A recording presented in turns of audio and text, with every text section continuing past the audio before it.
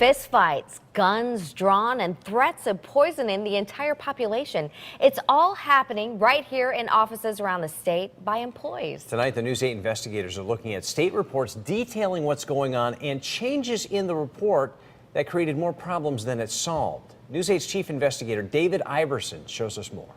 I looked up and there were some women screaming. It's March 6th, 1998. The small town of Newington, Connecticut is still in shock tonight after a disgruntled worker opened fire at state lottery headquarters. 4 people are dead and the state is looking for answers. As a community and as a state, we have experienced one of the worst possible tragedies imaginable. Why did something this violent happen? And could it have been avoided?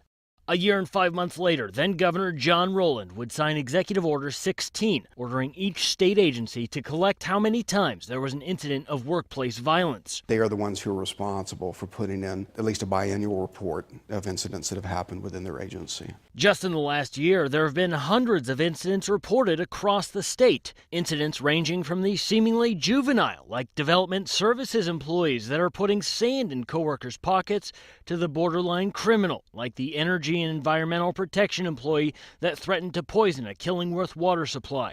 They're all important, says Administrative Services Deputy Commissioner Martin Anderson. The money and resources the state puts in could save lives. Every state employee has to take workplace violence prevention. Every agency has to have a threat assessment team. This year, the state has made big changes to how all of the incidents get reported, switching from the paper version to an online database. It's meant to streamline the process, but it hasn't. In fact, it's created a problem. A number of agencies haven't reported anything at all. According to the records given to us, the Department of Housing didn't report anything. The military department either. They didn't file anything.